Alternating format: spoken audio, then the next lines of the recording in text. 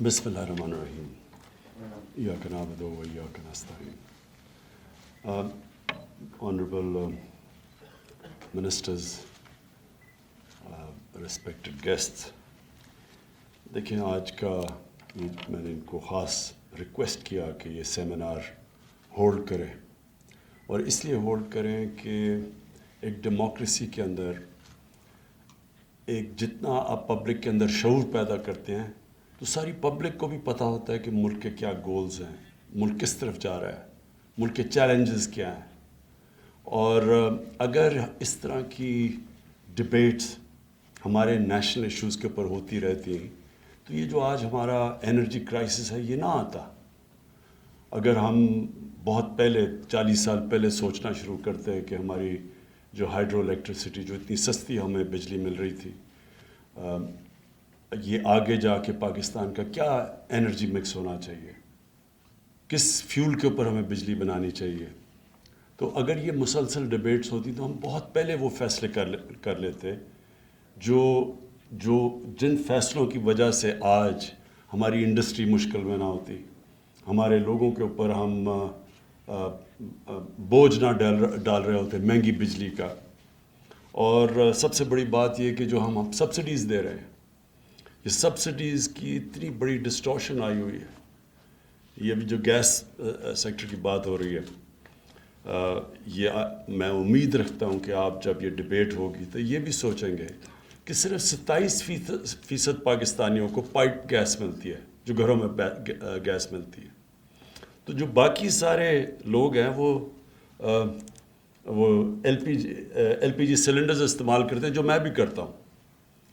تو وہ آپ یہ سمجھ لیں کہ وہ جو ان کی جو کاسٹ ہے ایل پی جی کی، وہ کتنی 4 گنا زیادہ ہے. وہ 4 گنا زیادہ ہے ان 27% کنزیومرز کے جن کے گھر گیس آتی ہے.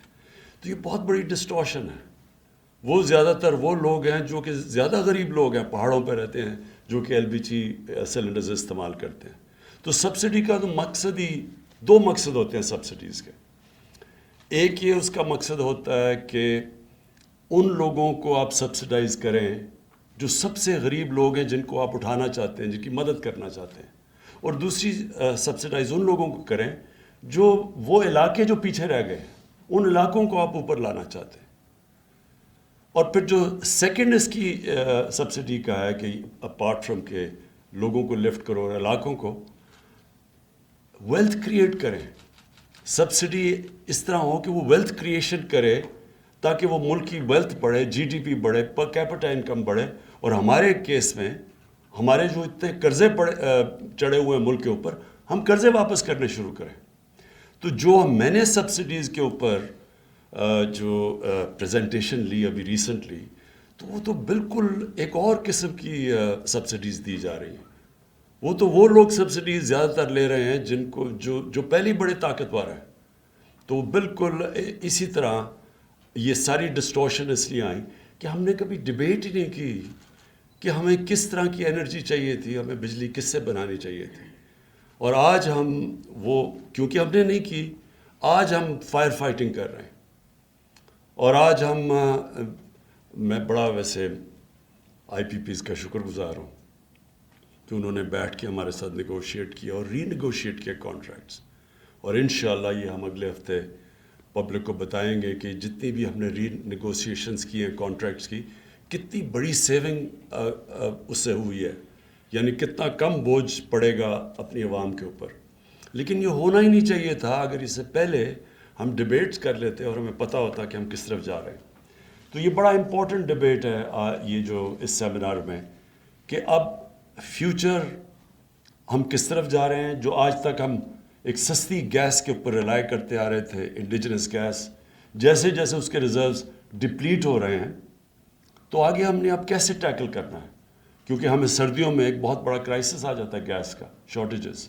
اور پھر جو ہم امپورٹ کر رہے ہیں گیس، وہ حمایت اللہ نے بتائی آپ کو دیا کہ وہ فرق کتنا ہے جو لوکلی گیس پروڈیوس کر رہے ہیں اور جو امپورٹڈ گیس، بہت بڑا فرق ہے اس میں. تو اب آگے ہم نے کیسے چلنا ہے؟ سب سے پہلے تو جو آپ ڈیبیٹ کریں گے، سب سے پہلے ایک ملک کے انٹرسٹ کو دیکھیں.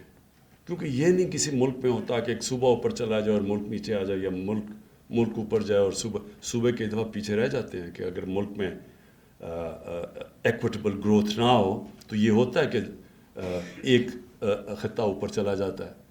لیکن اگر ملک نیچے آ رہا ہے تو یہ نہ کبھی ایکسپیکٹ کرنا کہ ایک صوبہ اوپر چلا جائے گا.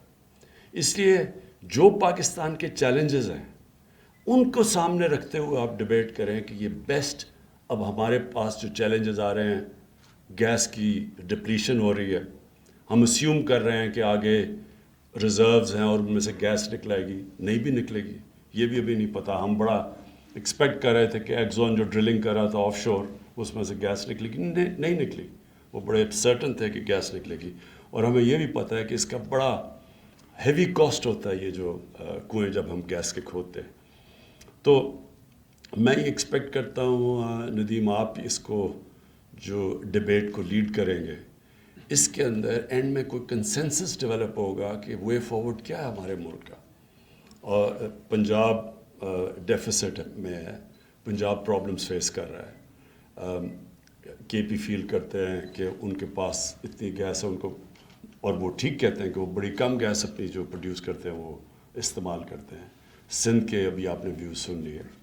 تو ایونچولی میں یہ ایکسپیکٹ کرتا ہوں کہ ایک کوئی کنسنسس بنے اور بڑی پکچر آپ دیکھیں، کیونکہ ایونچولی یہ جو ہم سبسڈائز کرتے ہیں، یہ سبسڈی کہیں سے تو دیتے ہیں، اور وہ سبسڈی چلی جاتی ہے قرضوں کے اوپر، اور وہ قرضے بڑھتے جاتے ہیں. تو قرضے تو ایونچولی دینے ہیں. تو جب آپ قرضے دیتے ہیں تو وہ سارا جو قوم کا جو پورا پول ہے اسی میں سے پیسہ نکلتا ہے، کیونکہ جو پیسہ بھیجنا ہوتا ہے صوبوں کو، وہ فیڈرل گورنمنٹ جو ٹیکس اکٹھا کر کے صوبوں کو بھیجتی ہے، تو وہ اتنا ہی بھیج سکتی ہے جتنا اس کے پاس پیسہ آتا ہے، جتنا جو ٹوٹل اماؤنٹ ہے. تو اگر وہی کم ہوتا جائے تو وہ تو صوبوں کو ایونچولی تو نقصان تو سب کو ہوتا ہے. لہٰذا یہ جو آپ کی ڈبیٹ ہوگی اس کے اندر بڑا امپورٹنٹ ہے ایک کنسنسس بلڈنگ ہو، ایک ساری قوم میں شعور ہو. پھر قوم فیصلے بھی ٹھیک کرتی ہے، پھر میڈیا کے اوپر بھی صحیح ڈبیٹ چلتی ہے. جب ہم ڈبیٹ کرتے ہی نہیں ہیں تو میڈیا جو اس کو انفارمیشن ملتی ہے وہ اس کو استعمال کرتا ہے. تو ملک میں بجائے کنسنسس بلڈنگ کے ڈویژنس پیدا ہو جاتی ہیں.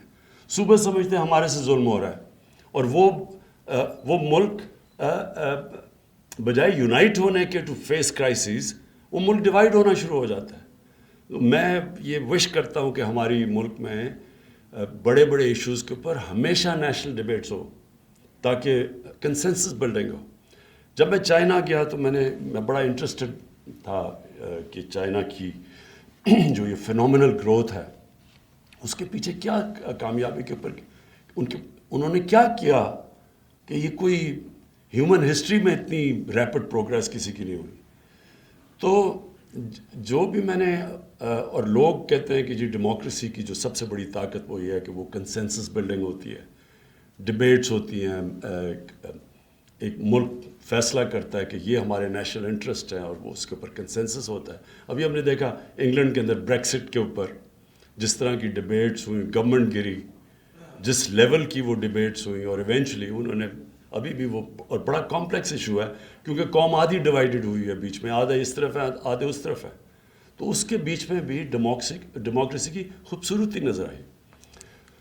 تو چائنا کے اندر تو الیکٹرل پالیٹکس نہیں ہے، لیکن جب ہم نے کمیونسٹ پارٹی کا اسٹڈی کیا تو ان کے اندر بڑی ایلیبوریٹ ڈسکشنز ہوتی ہیں، ان کی پارٹی کے اندر ڈبیٹس ہوتی ہیں. تو ان کا ایک بڑا سسٹم ہے کہ وہ بھی ایک کنسنسس بلڈنگ کرتے ہیں. ان کی جو سب سے بڑی کوالٹی، دو سب سے بڑی کوالٹیز یہ ہیں. ایک کہ وہ میریٹوکریسی کا بہت زبردست سسٹم ہے. وہ ساری جو کمیونسٹ پارٹی کا سسٹم ہے وہ میرٹ کو اوپر لے کے آتے ہیں. ان کے جو آپ لیڈرشپ دیکھیں، ان کی اسٹڈی کریں پروفائلز، تو یہ بڑی ایک ریگرس ایک سسٹم کے تحت اوپر پہنچے. ان کی آپ دیکھیں کدھر سے شروع ہوئے تھے، چھوٹے چھوٹے کینٹونز میں کام کرتے کرتے کرتے یہ جو ان کے لیڈرز ہیں پریمیئر لی اور جو پریزیڈنٹ شی ہیں، ان کی بہت سٹرگل سے اوپر آئے. اسی طرح ان کی یہ بڑی ان کی جو سسٹم ہے کمیونسٹ پارٹی کا، وہ ایک بڑے سوچ سمجھ کے میرٹ کو اوپر لے کے آتا ہے. دوسری چیز ان کی بڑی زبردست لانگ ٹرم پلاننگ ہے. 20 سال کی پلاننگ ہو رہی ہوتی ہے ان کی.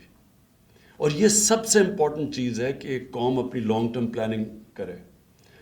جب آپ لانگ ٹرم پلاننگ کرتے ہیں تو آپ اس طرح کی سچویشن میں نہیں آتے جدھر آج پاکستان پھنسا ہوا. بڑا ہائیڈرو پوٹینشیل ہے اور ہم نے اتنی دیر تک سستی ہائیڈرو الیکٹریسٹی کے اوپر ملک کو چلایا تو ایک دم کرائسس میں آ گئے کیونکہ کسی نے آگے نہیں سوچا کہ ہمیں اور اپنا ہائیڈرو پوٹینشیل پاکستان کا تو بہت ہے اور اس کے اوپر کوئی کسی نے نہیں سوچا. انفارچونیٹلی بیکاز یہ جو ہمارا سسٹم ہم الیکشن کے لیے پلاننگ کرتے ہیں کہ الیکشن سے پہلے کوئی ایسی چیز ہو جو ہم دکھا کے تو الیکشن میں اس کو کیش ان کریں. تو ہائیڈرو پروجیکٹ تو لمبی جسٹیشن کے ہوتے ہیں اس لیے وہ بنے نہیں. اور جو انفارچونیٹلی جو ملٹری رول بھی تھا اس کے اندر بھی یہ سوچا نہیں. یہ جو پچھلے 30 سال میں چائنا کے اندر ان کی اتنی تھرو ڈبیٹ سے ان کی پوری لمبی پالیسیز جو ہم نے ان کی دیکھی ان کی 30 سال کی پالیسیز بنی ہوئی ہیں. اور یہ جو فینومینل گروتھ تھی اس کی بہت بڑی وجہ ایک نیشنل لیول کے اوپر انہوں نے فیصلہ کیا کہ یہ ہماری پرائرٹیز ہے. پھر انہوں نے کیسے اپنے غریب لوگوں کو لفٹ کیا اور پھر اب غریب علاقوں کو کیسے وہ بلڈ اوپر اٹھانے کی کوشش کر رہے ہیں.